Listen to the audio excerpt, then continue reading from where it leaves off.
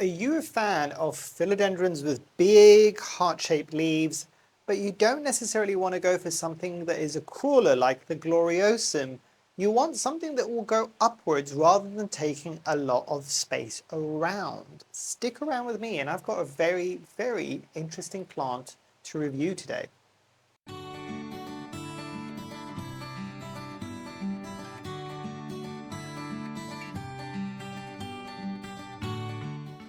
Hi, my name is Memo, this is my channel, Houseplantygoodness, and essentially it's a place where I like to geek out about my big passion. You might be able to see some of it behind me, it's tropical houseplants. So yes, I've got a very, very interesting plant today that I have spoken about at different times when I'm showing you around my space, when I've done some of the tours, but I don't think I've ever really given it its own spotlight. If I have done a review, I'm not entirely sure, I will add it at the top, but I have had this plant now for a couple of years, possibly even 3, the title will have it. But the plant I am going to be reviewing today is the Philodendron rubrocinctum platinum, or the Philodendron rubrocinctum. And I'll bring it in so you can kind of see what the leaves look like there. There is a lot of ruffling that is happening on these leaves. It is looking a bit bleached because it's getting far too much light than it actually needs. That is its previous leaf, and I'll get to that in just a second. But this is a plant that grows upwards. So unlike something like the gloriosum, something like the pastazanum, something like the Dean McDowell, that gets those big, big heart-shaped leaves. And this is, by the way, it can get a bit bigger, and I'll get onto that because I have chopped this plant recently. This is a good option. This isn't going to necessarily be just for the people. Before you all switch off, before everybody that doesn't like a moss pole switches off, it doesn't need a moss pole. I have never given this moss pole. Part of the reason why I chopped this is because I was going to give it a moss pole and I still did not give it a moss pole. You know, things happen. But it's still on a janky support stick and it's really not skipped a beat. But before I dive into too much detail, let's look at background.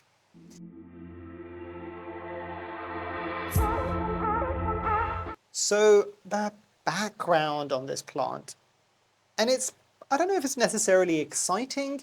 It was a plant that I'd never heard of before. It was one that I came across. This was on an old Equigenera order. If I can find the original video of me unboxing this plant, I will add it somewhere at the top of the screen. But yeah, I just came across it and I'm just like, oh, that looks interesting. Didn't know anything about it, didn't know. And we come back to the thing that I always say, it'd be nice if some of these plant sellers, especially the ones that specialize in something like aroids or kind of the more typical house plants that a lot of people might be searching for if they're in the hobby necessarily, not the average person who just might want 1 or 2 house plants. It'd be good to give us all a bit of a heads up whether or not it's a climber or a crawler so that we know as soon as we get it in what we need to do it.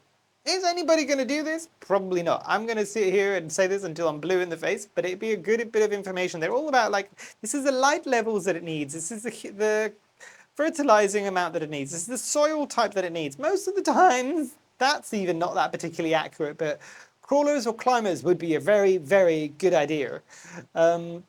But yes, so this is one that I didn't even know was a climber. I think actually when I showcased this plant, when I was doing the unboxing, it was one of you amazing people out there that said, ah yes, I've got this, because I was questioning it even then, going, is it a crawler or is it a climber? I didn't know, because it was much shorter at that point. And it was somebody that said, no, no, no, it's a climber, you need to let it go up. It will not want to crawl, which is very, very cool. And thank you, if you watch this video as well, thank you for letting me know about that. But yeah, that was essentially how this plant came into my periphery. That's how I kind of found out about it. It wasn't massively exciting. I was interested when I got it, because as I said, this is a Philodendron, I'm looking at the label as well, Philodendron rubrocinctum platinum. I had kind of assumed that it was going to have a bit of a silvery sheen, a bit like maybe the Philodendron ploumanii or the Philodendron sordoroi, which has got that kind of blister variegation, which is technically its correct terminology, where you get that silveriness on the leaves. This doesn't have that. I don't know if the platinum was just maybe something the grower gave it for reasons, but if it was because of an appearance type thing, It does have very shiny leaves, and mine aren't particularly shiny because I don't do anything to keep them shiny, but they are very shiny leaves, and maybe if the light just hits it right, you kind of, it's so, I don't know how to describe it, because it's not like mirror shine, but it's shiny enough that in the right light it almost has like a silvery cast to it, even though the plant definitely isn't silver. So maybe that's why the platinum, but again, this is me just spitballing at the moment. I don't think I've seen this come up very often as anything but the rubrocinctum platinum, and I also don't think I've ever seen it in anything but equigenera, but we'll get onto that in availability. But yeah, that was how, that's the background of how this plant came into my care.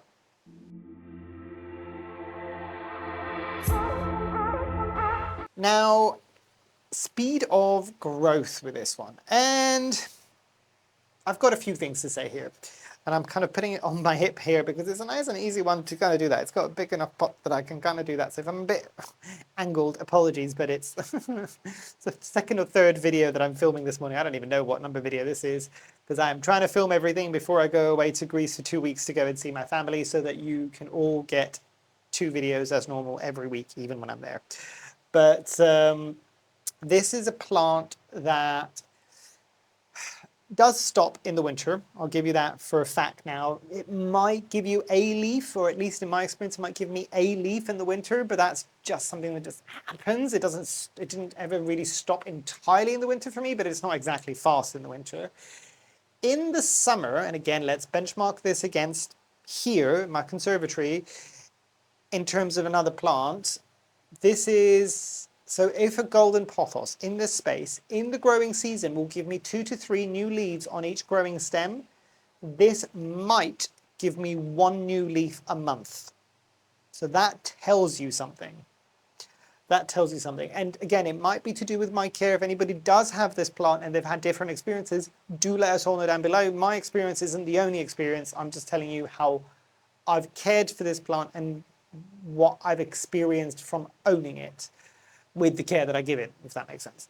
So it's not going to be one of your fastest growing philodendrons. So there is that to be said. So if you want a fast, big leaf, heart-shaped anthurium, and you don't mind a crawler, and I've made my views perfectly clear on the gloriosum, go for something like a gloriosum. It doesn't have the leathery leaves though. That one has a bit more velvety leaves and whatever that brings with it as well. That's something that you need to remember. And I'm trying to think now, the Dean McDowell is faster than this. The Ploumanii, in my experience, isn't much faster than this. The Pastazanum is about on par with this. And the Sorderoi is faster than this. So if you've got any of those plants, that might help you understand kind of where it sits. But yeah, it's not going to be one of your fastest growing philodendron. Just being completely honest with that one.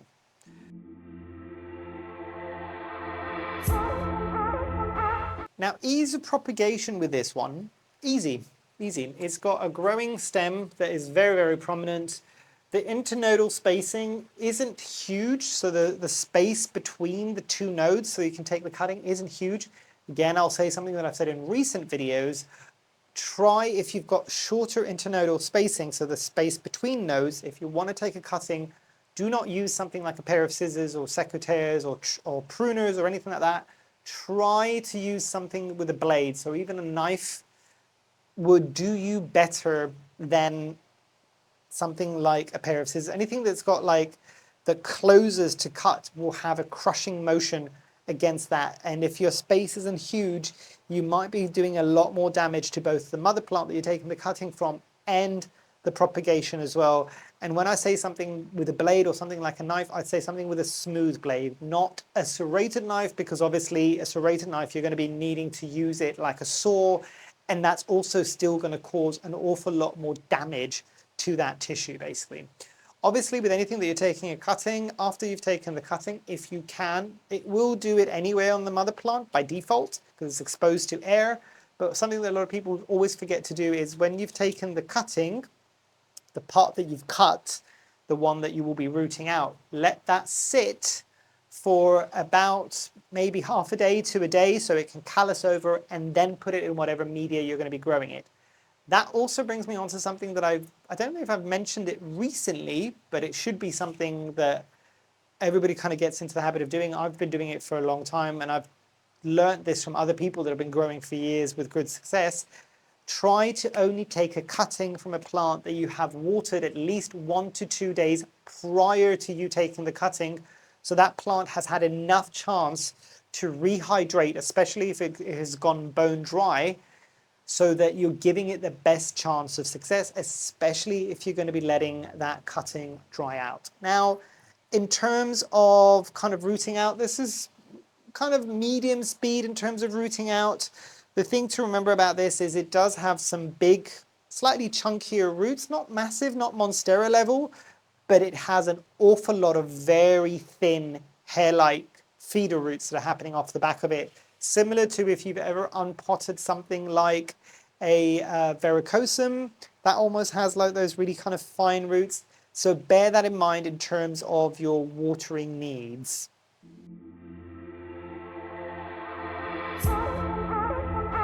Now, coming into availability with this one, and it's an interesting one because I kind of hinted at it a moment ago. I've only ever seen this, maybe I think this existed at some point on the Grow Tropicals website, but I also know that there was a point, I don't know if they still do this, where Grow Tropicals was also ordering plants in from Equigenera to grow out themselves and then propagate themselves and then sell off the propagations to people, because obviously they're running a business. I think they may have had it. Maybe there's a handful of other businesses that have had it, but this is not one that I see coming up very often, at least here in the UK. If you're in Europe and you've seen this come up more than just on Equigenera's site, for example, and I keep using them because I know that they always have it, or almost always have it, I think, do let us all know down below, because this isn't one that I see come up very often. Now, in terms of price for this one, I don't think it was massively expensive. I think it was an okay price. It was kind of like mid to low double digits. It wasn't anything kind of super aggressive.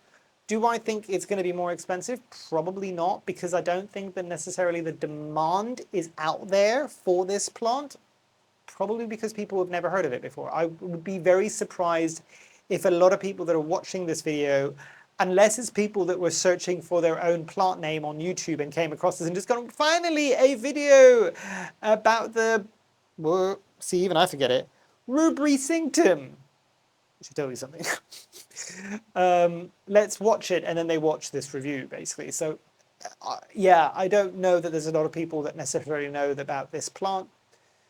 I think it's a bit of a shame. I think it does deserve its kind of moment in the spotlight, if that makes sense, because again, not hugely expensive. I don't think it's, as I said, I don't think it's going to get super expensive. Do I think the price is going to drop a lot more? Probably not, because the demand isn't there, so there isn't like a lot of this is flooding into the market.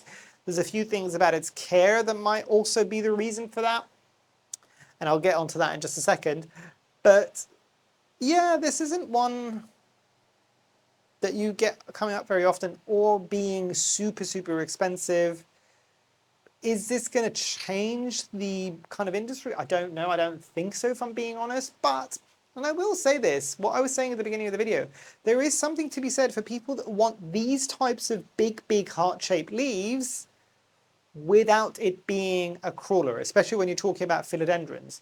And I know that a lot of us kind of fell in love with the crawlers for their leaf coloration, their shape, all of these things, and then you get to the reality of growing a crawler, because by and large, not all of them, but by and large, a lot of the philodendrons that are crawlers tend to be easier, at least in my experience.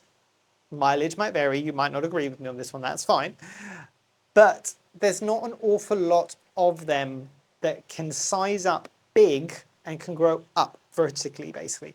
Because for a lot of people, that is the problem with the crawlers. You realize very quickly when they do finally take off, there is that double-edged kind of like excited and kind of slightly terrified moment where you're just like, oh, this is growing so well, look at it get really big. And then it's the same moment, it's just like, oh, this is growing really well, and look at how big it's getting and how quickly it's growing. Where am I going to put it?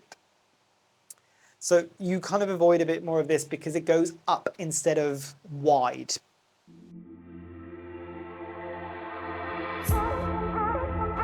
Now coming into pests for this one, and I've got a few things to say about this, and this might put a few people off this plant, if I'm being honest.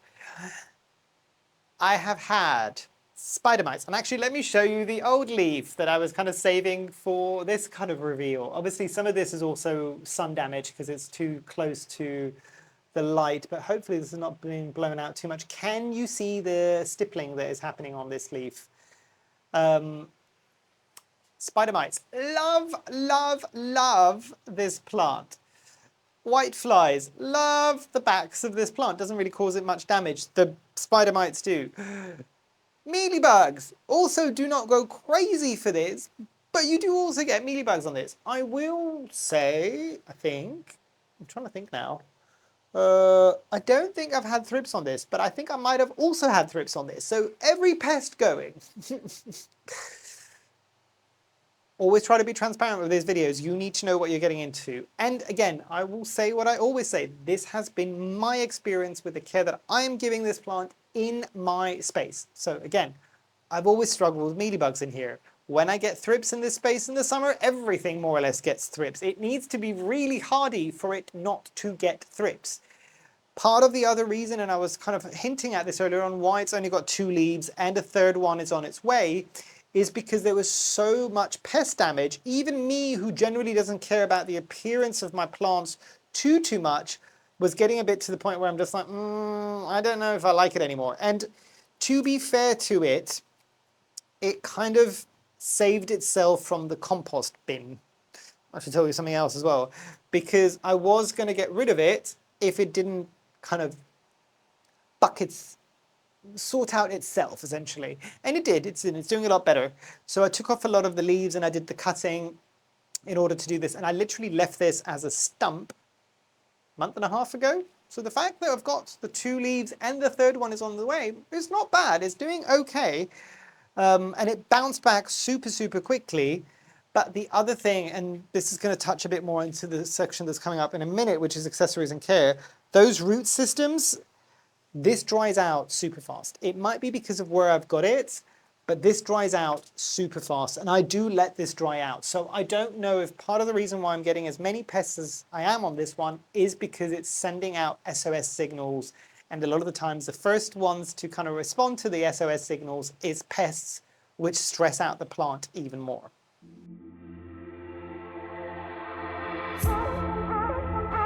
But let's come into accessories and care, shall we? So, as I said before, you could, and it would probably do better for you, I would imagine, if you do put it on a moss pole. However, I will quickly say it doesn't need a moss pole. This has been on the shorter, the janky support stick is only down to here, by the way. So the growing stem doesn't grow very fast, for me, at least in my experience. So you're not going to need a huge janky support stick. It might be that it does grow a lot faster and grows a lot taller and maybe gets wider internodal spacing if you give it a moss pole. But because I've never grown it on a moss pole, I do not know if you have. Do let us all know down below. So yes, this is a plant that I generally will let fully dry out. Again, I might be causing some of the issues that I'm seeing with this plant. But with this, I let it dry out. It is in a chunky kind of mix. This is in an anthurium soil mix. Do I think, because of how fine the roots are, that it would probably benefit from a slightly denser soil mix? Yes. However, I would rather water this more frequently. This gets watered every 4 days and goes bone dry in 4 days in the summer in this space. It gives you an idea. But it's the winter element with this, because this does very little, and this goes down from every 4 days to possibly every 20 days in the winter. That's how much of a drastic change that it is. And I'd rather have the security of a chunkier soil mix. It might mean I water more in the summer, and I know the sacrifices that I'm making there, and it might not be for everybody, but it means that I've got security for the winter, where arguably it's the time where most of us, especially that transitional period into winter and winter itself, is when we tend to lose a lot of the plants, or when they really start to take a nosedive in their kind of care. And a lot of the times it's related to the fact that because they're not doing very much and they're staying wet for as long as they are, that is what starts causing the issues, which is why I always prefer to have an airier soil mix, even if it means I water more in the summer. Now, in terms of fertilizer with this, same thing I do for all of my other plants. It is fertilized weekly every time it gets watered, and I will show you something else that you need to bear in mind about this plant. Can you see all the little dots? And I'll see if I can show you the back as well, so you can kind of see on there. The extrafloral nectaries on this is real, and I've done a video that mentions extrafloral nectaries and what they are, and I'll hopefully link it somewhere at the top there. I do need to give extrafloral nectaries their own video. I don't think I've ever done that. So that is something to remember with that one, but by and large, not a particularly difficult philodendron. With all of its issues with the pests, not a particularly difficult philodendron, and I don't think I give that enough credit for it. But yeah, I think that's the majority of kind of what I think is important to know if you decide to go for something like the Philodendron rubrocinctum and you want to add it to your collection, whether or not it's the silver or the standard form. As I said, I don't think I've ever seen the standard form. I don't know if there's another form other than the platinum. That's the one I've only ever seen.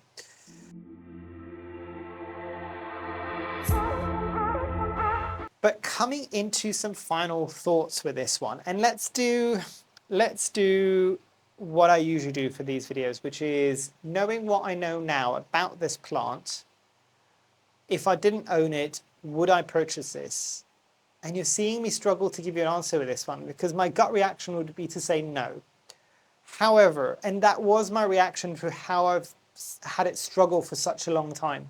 However, it's behaving a lot better now. I don't know if I just let that situation get a bit too much and I was misjudging the plant. So it's a maybe.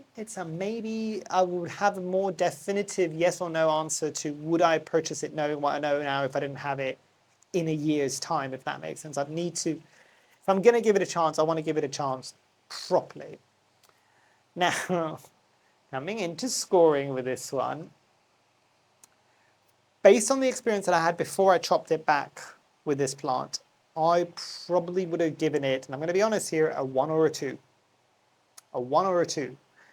It's redeeming itself now, so I would give it a 4 or a 5, with the potential for it to be a 5 or a 6 if it does well. And I think I'm being unfair because it's also like these big heart-shaped leaved philodendrons isn't something that I'm really gravitating towards that much anymore. So it's not ticking that box for me, but I think if somebody did like that kind of look, and there's a ruffle obviously that happens on this. This is a very interesting leaf shape and leaf structure. So I think it might be a higher value for some people, and it might be that my pest experience with this is just because I have messed up every single element of its care, and I'll lift my hands up and say at fault. But that's my scoring for right now with this. I don't know if you were, maybe you did expect it at the beginning of the video that this might be a bit of a spicy review, but I'm not poo-pooing on this plant. I've poo-pooed on other plants a lot more than this. Had you have asked me about this before I chopped it back, I probably would have poo-pooed on this. But the fact that it's still in my collection and it avoided the compost bin and it's still avoiding the compost bin should tell you something. I am willing to give it another go, and that is something. There is something to be said about that. So I've not given up on it entirely, and maybe I do know why I want this to work, because Pastazanum was a pest magnet, even more than this one, and it grew like crap in my care.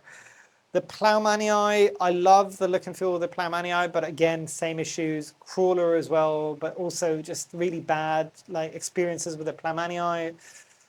There is that to be said with that one. I do like my Dean McDowell, so maybe it's because I want this to work in itself. And part of the reason why I kind of chopped it back is because I wanted to give it a moss pole, which I still haven't done.